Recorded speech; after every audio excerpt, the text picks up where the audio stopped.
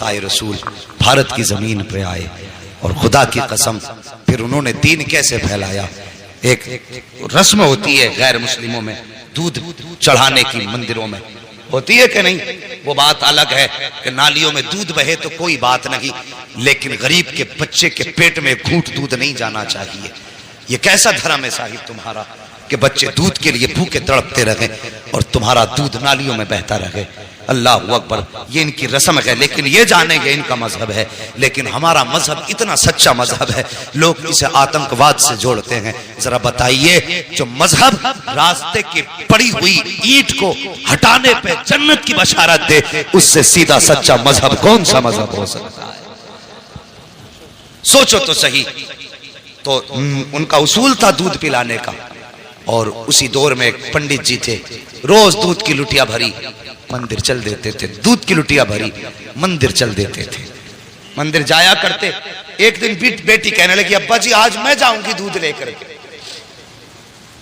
जब इतनी बात कही ना, आज मैं जाऊंगी दूध लेकर, बाप कहने लगा नहीं बेटी हम खुद जाएंगे। कहा नहीं बाबा मैं जाऊंगी, चूंकि बेटियां बाप की लाडली हुआ करती हैं, कभी कभी बाप बेटी की ख्वाहिश के आगे मजबूर होता है। बाप ने इजाजत दे दी, बच्ची ने दूध लिया, लुटिया लेकर के मंदिर की तरफ आई। मंदिर में आई, उसे पता नहीं था कि दूध पिलाया जाता है कि दूध बहाया जाता है। आई, आने के बाद मूर्ति के आगे बैठ गई, कहने लगी लो बाबा दूध पी लो। उसने पहले शराफत से कहा दूध पी लो, लेकिन कोई जवाब नहीं आया। फिर कहने लगी दूध क्यों नहीं पीते हो, दूध पी लीजिए। फिर कोई जवाब नहीं आया। बच्ची समझने लगी मेरे बाप तो रोज दूध लाया करते हैं और कहते हैं बेटी मैं भगवान को दूध पिला के आया हूं, शायद मुझसे नाराज हो गए हैं इसलिए दूध नहीं पी रहे हैं। ये बात बच्ची के दिल में आई, कहने लगी बाबा भगवान मुझसे कौन सा पाप हो गया है जिसकी वजह से आप दूध नहीं पी रहे हो। पत्थर था, पत्थर भी कभी बोला करते हैं।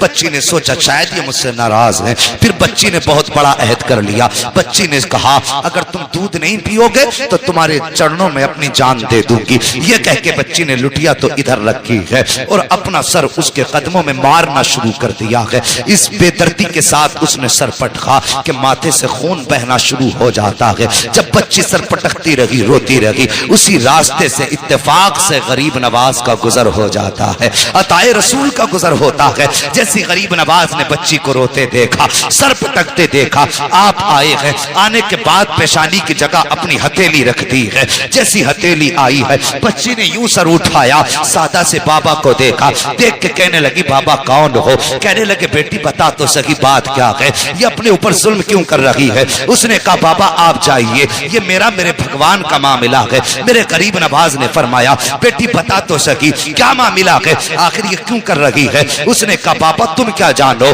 तुम तो मुसलमानों के धर्म गुरु हो, ये हमारे मजहब का मामला है। गरीब नवाज ने कहा बेटी बता तो सही बात क्या है। बच्ची कहने लगी सुनो बाबा अगर नहीं मानते हो तो सुनिए, मेरे बाप रोज दूध पिला के जाया करते हैं, लेकिन आज मैं दूध लेकर के आई हूं तो ये दूध नहीं पी रहे हैं, शायद ये मुझसे नाराज हैं। तो मैंने ये कसम खाई है या तो ये दूध पिएंगे या मैं अपनी जान दे दूंगी। जैसे इतना सुना है, गरीब नवाज कहते हैं बेटी बस इतनी सी बात है। कहा हाँ बस इतनी सी बात है। आपने फरमाया कि दूध क्यों नहीं पीते हो। जब बच्ची कह रही है तो दूध पी लीजिए, जैसे इतना कहा है वो पत्थर टस से मस नहीं हुआ। आपने फरमाया सुनता नहीं कौन कह रहा है, मोइनुद्दीन कहता है दूध पी ले। उसने फिर भी दूध ना पिया है। उसके बाद गरीब नवाज ने उसके कान पकड़े और घुमा के कहा पीता क्यों नहीं है। जैसे इतना कहा है पत्थर के हाथ हिलना शुरू हो जाते हैं। उसने प्याला पकड़ा है, होठों से लगाया है, दूध पीना शुरू कर देता है। और पीता क्यों नहीं, कहने वाला कोई आम न जाना था, जबान गरीब नवाज की थी। फैजान मदीने वाले मुस्तफा का हो रहा। नारे या रसूल अल्लाह, या रसूल अल्लाह, नारे जिंदाबाद, जिंदाबाद, अल्लाह अकबर, सुभान अल्लाह, सुभान अल्लाह अकबर। बच्ची ने दूध पिलाया और जैसी चली घर की तरफ, उसके बदन पे खून, कपड़ों पे खून, चेहरों पे खून, उसका पूरा बदन खून से लथपथ था। और मुझे बताइए अगर कोई बेटी अकेली जंगल से आ रही हो और बदन खून में लथपथ हो, सर से खून बह रहा हो, तो कोई ये नहीं सोचेगा कि इसने चोट खाई है। तरह तरह के गुमान लोगों के दिल में आते हैं, तरह तरह के ख्यालात लोगों के दिल में आते हैं। बेटी पंडित की थी, जब घर की तरफ चली है, बस्ती में कदम रखा, बस्ती वालों में शोर हो गया कि पंडित जी की बेटी देखो खून में नहा के आई है। अल्लाह अकबर, गांव वाले लोग पीछे पीछे हो गए। बच्ची घर आई है, अल्लाह अकबर, बाप ने बेटी के माथे पे खून देखा। बाप तो बाप होता है, चाहे वो किसी भी धर्म का हो। तड़प गया, कहने लगा बेटी बात क्या है? उसने कहा बाबा मैं दूध लेकर के गई थी और मेरे भगवान ने दूध पीने से इनकार किया, उन्होंने दूध ना पिया तो मैंने कसम खाई थी कि अगर दूध नहीं पियोगे तो मैं तुम्हारे चरणों में अपनी जान दे दूंगी। ये कह के मैंने जब सर उनके कदमों पे मारा है, अल्लाह अकबर, सर कदमों पे मारा है, वो कहती है तब मेरे जिस्म में खून बहा है, तब सर फटा खून बहने लगा, लेकिन बाबा मैं दूध पिला के आई हूँ।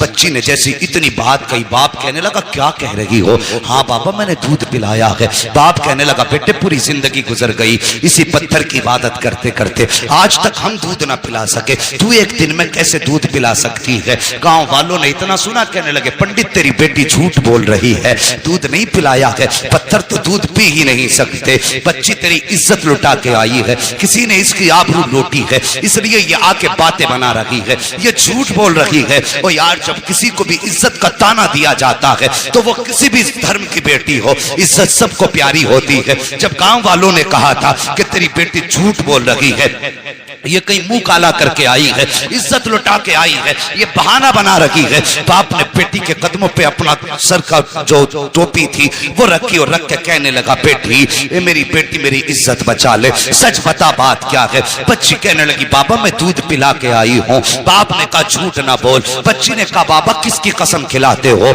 मैं सबकी कसम खाने तैयार हूँ, लेकिन सच यही है दूध पिला के आई हूँ। जब बेटी ने इस बात पे यही जवाब दिया, गांव वाले कहने लगे पंडित जी अगर यही सच है, अगर आज इसने दूध पिलाया है तो फिर कल भी तो यही दूध पिला सकती है, कि चलिए कल हमारे सामने दूध पिलाए तब मानेंगे कि तुम्हारी बेटी सच्ची है। बाप ने बेटी का चेहरा देखा, कहा बेटी तेरा क्या फैसला है, क्या तू दूध पिलाने के लिए फिर से तैयार है? बच्ची ने कहा हाँ मैं तैयार हूँ। कहा ठीक है। दिन मुकर्रर हुआ, वक्त मुकर्रर हुआ, फिर से पूरा गांव और ये बच्ची उसी मंदिर की तरफ चले हैं जहां बच्ची ने उसको दूध पिलाया था। जब उसी मंदिर के दरवाजे पे बच्ची गई है, जाने के बाद पूरा गांव तमाशाई है, बाप भी साथ में है। बच्ची ने जाके दूध का प्याला रखा और रखने के बाद फिर कहती है महाराज दूध पी लीजिए, मेरे भगवान दूध पी लीजिए, लेकिन वो फिर पत्थर है, दूध कैसे पिए? बच्ची ने जब कहा दूध पी लीजिए, पीते क्यों नहीं हो? गांव वालों ने कहा लगाया, कहा सुन पंडित हमने पहले ही कहा था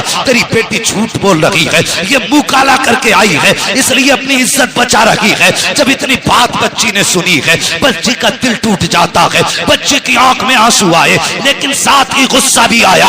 बच्ची जलाल में उठ के खड़ी हुई, तवज्जो करना, बच्ची जलाल में उठ के खड़ी हुई और कहने लगी दूध पीता है या कल वाले बाबा को बुलाना पड़ेगा, दूध पीता है या कल वाले बाबा को बुलाना पड़ेगा। जैसी इतनी बात बच्ची ने कही है, फिर उसने हाथ बढ़ाया है, दूध पीना शुरू कर दिया है। फिर जब पत्थर की मूर्ति ने दूध पी लिया है, कहने लगी बाबा देखो कल भी ऐसे ही दूध पिया था, आज भी दूध पी लिया है। बाप ने कहा बेटी ये बाबा कौन है बता तो सही, कल कौन आया था? बच्ची ने कहा बाबा मैं उसका नाम तो नहीं जानती हूँ, लेकिन इधर से आया था इधर गया था, पूरा गांव उस जगह पे निकल गया जिस पे गरीब नवाज गुजर के गए थे। एक दरख्त के नीचे जाके देखा मेरे गरीब नवाज बैठे हुए हैं। जाने के बाद कहा था बेटी यही बाबा है? कहा हाँ यही बाबा है। पंडित कदमों पे सर रख के कहता है महाराज तुम भगवान हो, जिसके कहने से पत्थर ने दूध पी लिया है, इतना कहा है। गरीब नवाज ने निकाह के करम उठाई है, फरमाते मैं कोई खुदा नहीं हूँ, मैं कोई भगवान नहीं हूँ। कहा बताओ तो सही फिर किसकी पावर है जो पत्थर दूध पी ले? गरीब नवाज ने कहा था वो मेरी पावर नहीं बल्कि वो उसकी पावर है जिसको गरीब नवाज पूजा करता है। कहा कौन है वो? गरीब नवाज ने कहा था वो है जिसने तुमको भी पैदा किया है, गरीब नवाज को भी पैदा किया है, अगर पूछना है तो खुदा का पूछो। सबने कहा था ये कह के गरीब नवाज चले, तोड़े कदम पकड़े लोगों ने, कहा गरीब नवाज आगे ना जाइए, पहले हाथ बढ़ाइए, कलमा पढ़ा के हमें मुसलमान बना जाए। नारे तकबीर, नारे रिसालत, उलमाए अहले सुन्नत,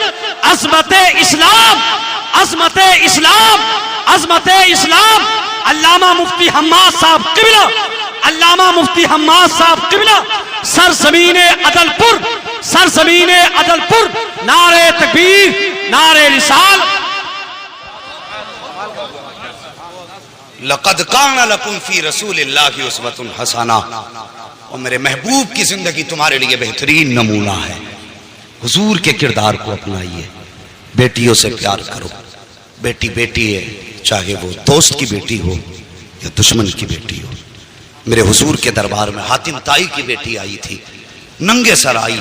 मेरे हुजूर ने अपनी मुजम्मिल वाली चादर सर पे डाल दी, मुजम्मिल वाली चादर डाल दी।